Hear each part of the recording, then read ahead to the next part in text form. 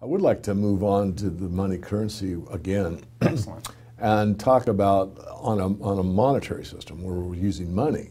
You don't need a financial planner, because what happens if you're on an honest monetary system is that $1 today is going to be the same $1 tomorrow, $1 the day after. In fact, Richard Doty talks about why a loaf of bread can cost the same over a 100-year time frame.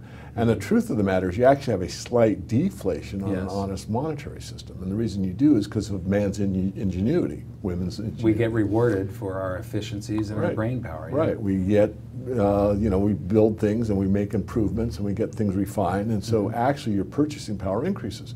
So you could start off in the workforce at age 20 and know if you want to retire by age 30, 40, 50, 60, or 70, whatever it is, you would know exactly based on your lifestyle, your individual lifestyle, how many dollars you need. Yeah. So you don't need a financial planner. But today we're on a currency system. So you go to the most high-priced financial planner in the country, and he's going to tell you or she that you have to assume an inflation rate of, let's see, we'll assume inflation's at 2% over the next 5 years, and it moves up to 4%. And they'll give you all this mumbo-jumbo, and it's making sense that they're sincere, but no one knows where it's going. I have a pretty good idea, so do you, because we've studied monetary history.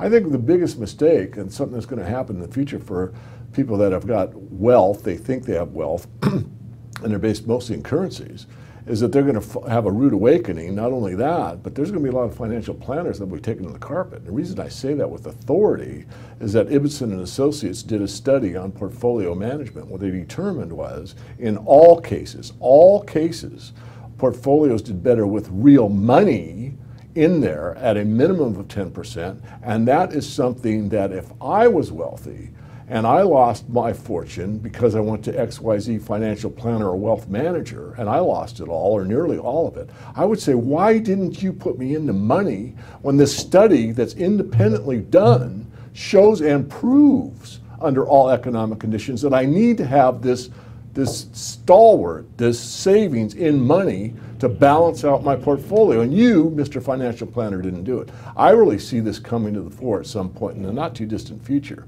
where some of these financial planners, in fact the vast majority of them, are going to be taken to the carpet, and not by a majority. It's going to be a few wealthy individuals that had millions under management and they weren't properly taken care of.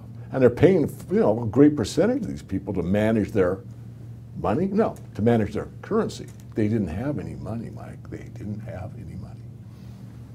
Yeah, one of the things about the financial planners, they'll say put 10% into your portfolio, but no more than 10% of precious metals because they're so volatile and they're dangerous. When did they come up with this precious metals thing? They started, nobody recommended precious metals at the beginning of the precious metals bull market. No, of the 70s, of the bull market of the 70s. Sorry. It had been our money before that. Right. So nobody recommended, holding gold and silver in because the dollar was backed by gold and silver. Well, then gold and silver went up and peaked, and then all the financial planners and brokers and stuff jump on board. And so from 1980, when it peaked, until 2000, when it went down, gold went from 850 to 250, planners were saying, I'll bet that if you went back to 1981, 82, 83, they were probably recommending like 30% or 50% allocations. Yeah. And then you get down to like 1996 and they're going, no more than 10% because it's dangerous and it's volatile. They're almost always wrong. Yeah. They tell you the wrong thing. The risk of beating a dead horse.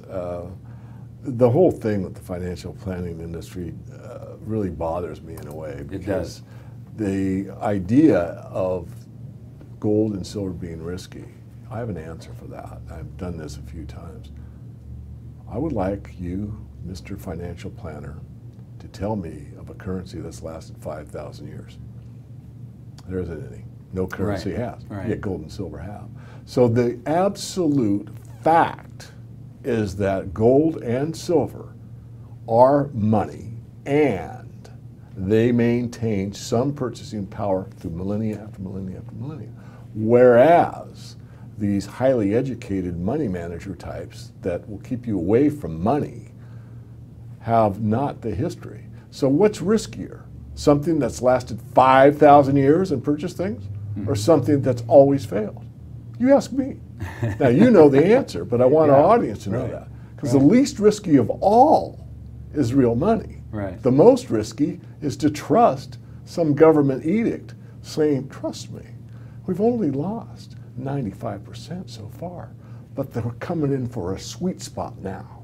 We've got it under control now. We know what we're doing now. Yeah, right. Trust me. Going back to a point I made a little bit ago, something that I'll pick on your industry a little bit, not you. I think you're one of the best educated in the gold and silver business, but one that really irks me is a pet peeve of mine. That is, well, everyone should own a little. And I did a video on that because, first of all, who's everyone? Is it everyone on the planet? And how much is a little?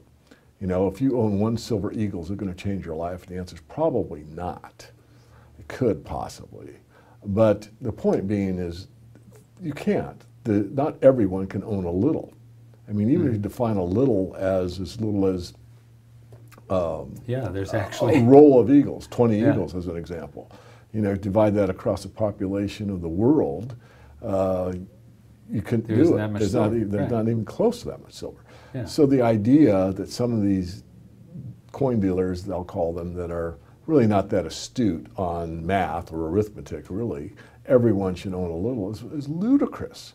I mean, it's called precious metals for a reason. It's precious. There isn't much of it. That's what makes it valuable. Right. And the reason it maintains its value. Yeah. Yeah.